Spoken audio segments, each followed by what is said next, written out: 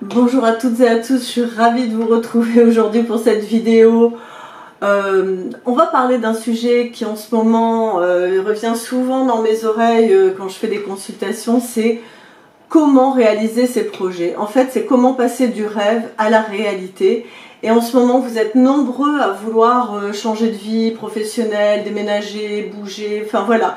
La période est compliquée en ce moment au niveau mondial, mais elle est aussi propice aux prises de conscience et aux envies de changer.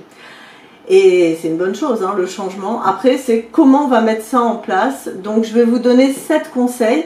Et puis, il y aura un petit bonus qui peut-être vous plaira pas trop, mais il est important le bonus, donc restez bien jusqu'à la fin. Alors, déjà, la première chose qu'il faut faire, c'est vraiment d'apprendre à s'écouter et savoir ce qui est juste pour vous, d'accord? Ça, c'est la première étape. Est-ce que ce changement, c'est vraiment quelque chose que j'ai envie de faire profondément, ce projet, ou est-ce que c'est juste une lubie, une envie, d'accord? Donc ça, c'est le premier point, on écoute ce qui se passe à l'intérieur de soi. Deuxième point, très important, on va se focaliser, encore une fois, dans cette réflexion sur pourquoi je veux ce changement et pas comment je peux le réaliser. Le comment viendra plus tard. Pourquoi je veux ce changement professionnel, pourquoi je veux changer de ville, pourquoi je veux changer de, je ne sais pas, ce que vous voulez changer, ce que vous voulez mettre en place comme projet, que je veux acheter cette maison, etc., etc. Pourquoi?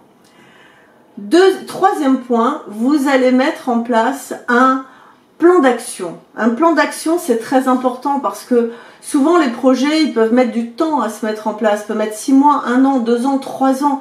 Donc il faut avoir un plan d'action et se dire à 3 mois, je voudrais être à tel niveau, à 6 mois, j'aimerais que ce soit comme ça, 1 an, 2 ans, etc. pour vous permettre d'avoir cette vision comme ça à long terme et pas aller dans le brouillard, je sais pas, on verra, au petit bonheur la chance, d'accord? Ça vous permet de construire votre projet. Quatrième point, une fois que vous avez fait toutes ces 3 premières étapes, on passe à l'action. On passe à l'action, chaque jour on fait une petite action qui amène à faire grandir votre projet, à le faire avancer. Ça peut être un mail, un coup de fil, une brochure, on se renseigne, on se documente, peu importe, je ne sais pas quel est votre projet, mais voilà, on passe à l'action et on essaye tous les jours de faire un petit acte pour avancer, pour progresser. Cinquième point, ce qui est important, c'est de trouver des personnes qui vont vous aider et trouver les bonnes personnes. Alors, je prends le cas d'un projet professionnel, peut-être vous avez besoin d'un comptable, d'un nouveau banquier, peut-être vous avez besoin de trouver un local, peut-être, je ne sais pas, un webmaster, etc. Trouvez les bonnes personnes, des formations. Alors attention, les formations en ligne, il y a à boire et à manger, donc prenez le temps de vous renseigner, de faire les choses et d'être bien accompagné par les bonnes personnes. C'est très important, on gagne du temps et de l'énergie, d'accord, pour pouvoir aller vers son projet. Sixième point, il va falloir être patient et persévérant, ça c'est important, les deux. Patient parce que oui, votre projet va mettre du temps à se mettre en place. Persévérant, il ne faut pas se décourager, il y aura des jours sans, des jours avec, des jours où vous avez l'impression que ça ne marche pas, puis d'autres où ça avance. Donc, cultivez la patience, la persévérance et même, je dirais, la foi, la motivation, d'accord ? Septième point, ça y est, je suis perdue, moi, dès que c'est les points, bon, vous le verrez en dessous à quel point on en est. Il faut lâcher prise de temps en temps. Il faut savoir un petit peu décompresser. Je pense surtout aux personnes qui prennent des cours, des leçons, qui font une reconversion professionnelle, elles sont un peu obsessionnelles. Voilà, accordez-vous du temps, des week-ends où vous pouvez poser pour mieux repartir, d'accord? Ça, c'est les 7 points pour aller vers votre projet, pour le réaliser. Le petit bonus que je voulais vous dire, c'est que parfois, on essaye de tout bien faire, on met en place des projets, et moi ça m'est arrivé plus d'une fois, je peux vous le dire, puis ça marche pas.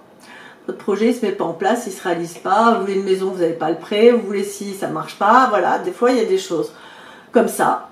On se retrouve, on se dit, zut, en étant poli, échec, ça ne marche pas, d'accord, que faire?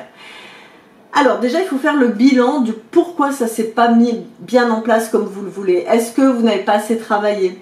Est-ce que votre projet était trop ambitieux et finalement il faut le revoir à la baisse? Est-ce que c'était pas le bon moment pour mettre en place ce projet? Il faut peut-être le reporter. Ou alors est-ce qu'il faut changer de projet, trouver autre chose? Faites le bilan. ne vous découragez pas parce que tout ce que vous avez acquis durant ces temps où vous avez travaillé sur votre projet, c'est du bénéf. C'est du bénéf pour peut-être un nouveau projet. Ok? Voilà un petit peu pour cette vidéo. J'ai été un petit peu vite, mais je pense que je vous ai donné les points les plus importants.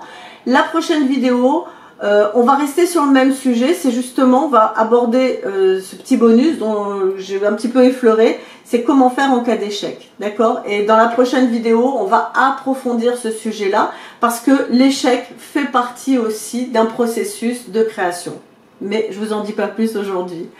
Merci de votre écoute. Si la vidéo vous a plu, comme d'habitude, vous vous abonnez, vous likez, vous partagez. Ok? À bientôt. Ciao!